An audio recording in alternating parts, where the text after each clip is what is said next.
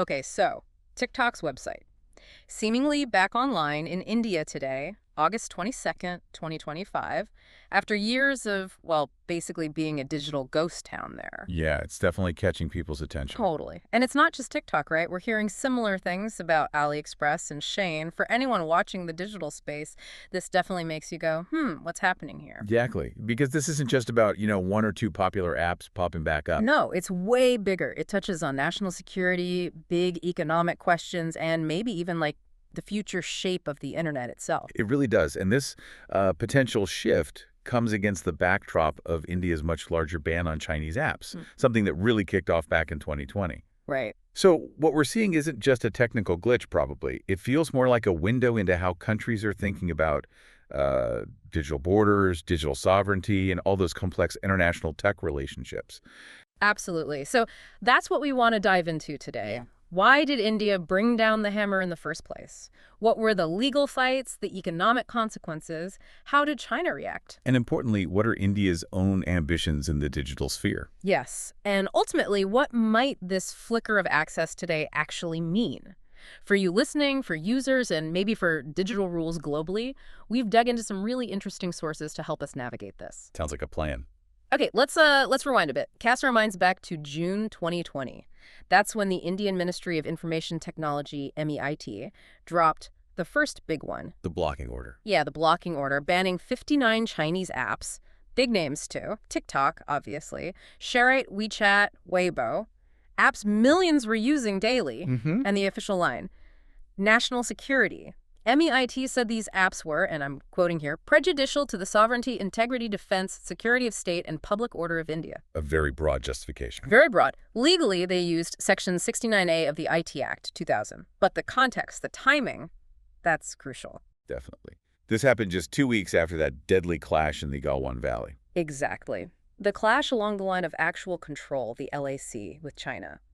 Tragically, at least 20 Indian soldiers lost their lives. So the geopolitical heat was intense. And that first ban, the 59 apps, it wasn't the end of it, was it? Not at all. No. Another order came soon after, banning 47 more, and then it just kept growing. Eventually, the list swelled to over 250 banned apps. Wow, 250. Yeah, including some massive games like PUBG Mobile and even its Indian version, BGMI and Green Free Fire got caught up in it too. So it went beyond just social media or utility apps. Absolutely. And the Indian government was pretty explicit with its accusations, especially against apps like TikTok. They claimed misuse of data, even acting as tools for espionage, collecting sensitive user info and sending it off to servers and, quote, the hostile nation. Yeah, strong one. Very strong. And it wasn't just apps. Around the same time, India tightened up its foreign direct investment rules, particularly for neighboring countries. Meaning mostly China. Primarily China, yes, but also Pakistan, Bangladesh. Any investment from these countries needed prior approval from the central government. So, you see, it was a multi-pronged approach, not just a digital blockade. Right. Connecting the dots, it looks like a much broader strategic shift. Okay, so India makes these big moves. How did China respond? They couldn't have been happy. Oh, not at all. They protested quite strongly. They argued the ban violated international trade and investment laws. Okay. They said it created a hostile trading environment, lacked fair procedure, and was essentially an abuse of national security exceptions under WTO rules and other investment agreements. And they took this to the WTO. They did. They raised the issue formally at the World Trade Organization. It became a significant point of contention. So, legally speaking, what kind of teeth did China's arguments have?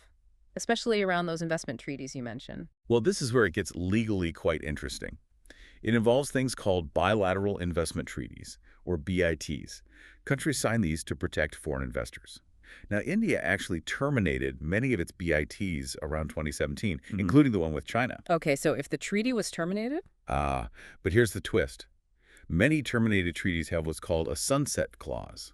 Think of Article 16 in the old India-China BIT. These clauses essentially say that even after the treaty ends, its protections can continue for investments made while the treaty was still active, sometimes for 10, 15, even 20 years. I see. So the protection lingers. Exactly. It lingers to protect investments made in good faith during the treaty's lifetime, We saw this principle upheld in a big way in the Cairn energy tax dispute with India, which relied on a similar clause in the UK-India BIT. Right, right. I remember that case. So Chinese investors in these banned apps could potentially use this. They could argue the ban effectively destroyed the value of their investment, the expected returns from the Indian market. And demand compensation. Precisely. They could seek fair and equitable compensation. They might also argue under Article 3 of that old BIT that they didn't receive fair and equitable treatment, meaning transparent, consistent handling. Though India tends to interpret that standard more narrowly, referencing older cases like Near v. Mexico, making it a slightly harder argument for China, perhaps. Okay, so China has these potential legal avenues. How does India defend itself against that? If they invoke national security, can that override these investment protections? Well, that's India's core defense. Article 14 of that same defunct India-China treaty actually allows India to take actions necessary to protect its public interest or essential security interests. Ah, the security opt-out. Kind of, yes. But there are conditions. The actions need to be non-discriminatory, meaning they shouldn't unfairly target just one country's investors, and they must be consistent with India's own domestic laws. So India would argue this wasn't just about China. It was a necessary security measure applied fairly. That would be the argument, yes. The ban squarely falls under protecting national security interests. It sets up a real legal battle. Investor rights versus sovereign security prerogatives. A high-stakes game, definitely. Okay, so beyond the legal defense and the security angle, was there another dimension to this for India, like an internal strategy? Oh, absolutely. This is where it gets really interesting. While defense was the stated reason, the ban was also seen very clearly as a massive opportunity for India's own tech companies. It's a chance to fill the void. Exactly. It lined up perfectly with Prime Minister Modi's big push for Atmanirbhar Bharat, economic self-reliance, fostering homegrown innovation, especially in tech.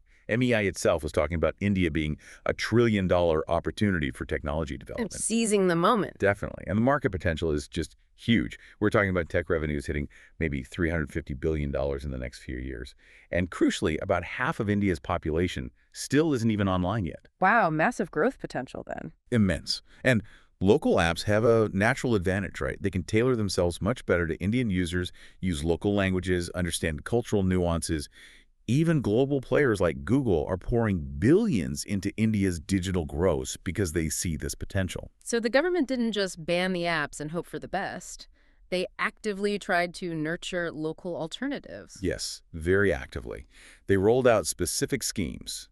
Things like making it easier for startups to register, allowing self-certification for compliance, offering big rebates on patent applications, even income tax breaks for the first few years. Practical support. And financial support, too. There's the Startup India Seed Fund scheme, like a billion-rupee fund, to help with early stages, proof of concept, prototypes getting into the market, plus venture capital schemes for more capital-intensive stuff. And did it work? Did local apps actually emerge? They certainly did. We saw the rise of apps like Moj, which absorbed MX, Takatak Jingari, Josh, Reposo, Mitran, Bolo India, Dubido. Quite a few stepped up. And of course, existing global platforms like Instagram Reels and YouTube Shorts jumped in very quickly to capture that short video market TikTok had dominated. Right, they move fast. Now, this whole push for local tech and controlling the digital space seems connected to another big theme. Data localization. Can you unpack that a bit? Sure. India's journey towards data protection laws has been, well, a bit of a rocky road, as some sources put it. We finally have the Digital Personal Data Protection Act in 2023 and draft rules in 2025. How does it handle data going across borders? It's evolved. Back in 2018, the thinking was quite strict, keep most critical data in India. Then in 2022, a draft proposed a whitelist data could flow freely to certain approved countries. Okay. But the 2023 Act flips that. It uses a blacklist approach. So data transfers out of India are generally allowed, except to countries specifically restricted by government notification. Interesting shift. So generally open unless blocked. That's the framework in the main act, yes. But it's also important to remember that even before this, specific sectors had their own rules. Regulators like the Reserve Bank of India, SEBI for the stock markets, the insurance regulator, they've been mandating since around 2015, 2018, that certain sensitive financial or health data must be stored only in India. Okay, so sectoral rules plus this broader framework. Why the big push for localization, though? What are the stated reasons? Well, the B.N. Sri Krishna Committee report back in 2018 laid out several arguments. One is Enforcement, easier access for Indian law enforcement to data for fighting cybercrime without lengthy international requests. Makes sense. Another is avoiding vulnerabilities, like the risks of data being intercepted when it travels over undersea cables. Then there's the economic angle. Harnessing localized personal data could fuel India's ambitions in artificial intelligence, build an AI ecosystem. And finally, preventing foreign surveillance, reducing the chance of other countries snooping on Indian citizens' data. Those sound like compelling reasons on paper. But are there criticisms? Does localization actually achieve these goals without downsides? That's the big debate. Critics raise serious questions. Does data automatically become more secure just because it's stored in India? Foreign companies might face huge costs replicating their global standard data centers locally, potentially leading them to use, less secure options. Counterintuitive. Right. And ironically, while it might limit foreign surveillance, it could make Indian government surveillance easier. Economically, it's seen by many as a barrier to global trade, especially in services. Some studies suggest potential hits to GDP and investment, even impacting worker wages. So real economic trade-offs. Potentially, yes. Yeah. And technically, it can interfere with practices like sharding, splitting large data sets across multiple servers globally for efficiency and resilience. Forcing it all into one jurisdiction can centralize risk. Okay, so it's complex, benefits versus costs. But underneath all this, is there a deeper motive? I think many analysts would say yes. The underlying driver seems to be this idea of data sovereignty. It's about challenging the economic and political power that comes with controlling vast amounts of data power currently held largely by countries like the US and China. It's an attempt to kind of reset the balance, push back against that early mover advantage. So it's not just tech policy, it's fundamentally geopolitical. Exactly. Which brings us back to the bigger picture of India-China relations. Yeah, the ban wasn't happening in a vacuum. It was clearly a symbolic move, too, right? Reducing reliance on Chinese tech, asserting India's own place in the region. Definitely. It sends a clear message of resistance against perceived Chinese dominance. Yeah. And it fits with India's broader strategy of forging closer ties with other democracies, the US, Japan, Australia, forming a kind of counterbalance. But the relationship with China, it's not just about current geopolitics, is it? There's a lot of history there. A lot of history. And you really can't understand the current tensions without acknowledging the deep-seated impact of the 1962 Sino-Indian War. For India, that war is still described as a raw nerve, a profound national humiliation. Still felt today. Absolutely. That historical memory, that sense of betrayal, it gets passed down. It fundamentally shapes India's foreign policy outlook towards China and fuels a persistent mistrust. Wow. And does China have a similar historical narrative feeding into this? Well, both nations have immense pride in their ancient civilizations. India's long history fosters that desire for self-reliance we talked about at Manir Bar. China's history of powerful empires fuels its own sense of, perhaps, a rightful place of global prominence. These strong national narratives can easily clash. And the app ban itself probably didn't help bridge that gap. No, quite the opposite. Think about WeChat. It was apparently a really vital tool for Indian business people dealing with Chinese counterparts. Banning it directly hinders that kind of person-to-person contact, making the trust deficit even wider. So, given all this tension, this history, how did China actually react beyond the official protests at the WTO? Did they retaliate strongly? Their official response was described as measured but critical. Lots of expressions of strong concern, calling the ban discriminatory, urging India to reverse it. But did they hit back economically in a big way? Sanctions. That's the interesting part. Despite the economic losses for their companies, China didn't impose large-scale economic sanctions on India. Instead, they seem to have used more targeted, maybe more subtle measures. Things like visa restrictions, delays in permits for Indian companies operating in China, and apparently an ongoing travel ban for Indian visitors. Tactical restraint, perhaps. It looks like it. It suggests China wants to maintain some leverage, express displeasure, but maybe also recognizes India's growing economic importance and perhaps wants a relatively stable neighborhood despite the friction. So this whole situation, the bans, the history, the tech competition, it feels like it points towards a bigger trend, maybe a fracturing internet. I think that's a real concern many observers have. A splinternet, where national borders increasingly dictate what you can access online, who you can connect with, what information flows where. It's a profound shift from the earlier vision of a borderless web. Which brings us right back to where we started today, August 22nd, 2025. These reports about TikTok's website suddenly being accessible again in India, And AliExpress, Shein homepages too. What's the latest on that? Is it a real reversal? Well, the picture's still a bit murky. The report surfaced, users confirmed some level of access, seeing the website, the homepage, but the Indian government quickly stepped in to refute the idea that the ban itself was lifted. Okay, so the official ban is still in place. According to the government statement, yes. They clarified that users might be able to see the homepages, but couldn't actually use the services fully, like no shopping on AliExpress or Shein. Interesting distinction. Just that the front door is unlocked, maybe? Something like that. And it's worth remembering, this isn't the first time some banned apps have reappeared. Back in February 2025, quite a few of the apps banned in 2020 reportedly returned to the Play Store, often with some changes, maybe as cloned versions. But TikTok itself was notably absent from the app stores then. So website access now, but maybe not app access and not full functionality. What's the reaction been online among users? It's mixed, as you might expect. Looking at online forums like Reddit, some people are definitely excited. They miss services like AliExpress for finding things at the cheapest possible price, maybe feeling that Indian alternatives are just rebranding cheaper goods at higher prices. Yeah, I can see that appeal. Others are hoping this means games like PUBG Mobile might come back, or editing apps like CapCut. But alongside that excitement, there's a lot of skepticism. Skepticism about the original ban. Yes, many online commentators seem to doubt the official national security reason from 2020. They view it more as an excuse, directly linked to the Galwan clash, maybe used politically to hype nationalism and win votes. So distrust of the government's motives. There seems to be a fair bit of that expressed online. The current situation, this partial, unclear access, just fuels that uncertainty.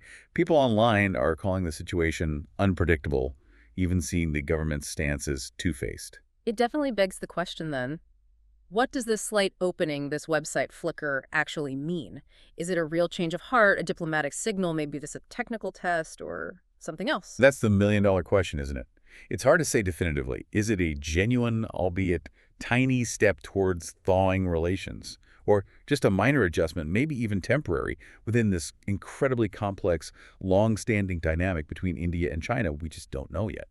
So wrapping this all up, it's clear India's stance on Chinese apps isn't just a simple tech policy. It's this, collision point for so many things. Absolutely. It's national security concerns, yes, but also deep geopolitical calculations, powerful domestic economic ambitions, that fundamental quest for digital sovereignty, and all layered over decades, even centuries, of historical narratives and national pride. It shows India's willing to take a strong stand against China, but it also comes with risks, doesn't it?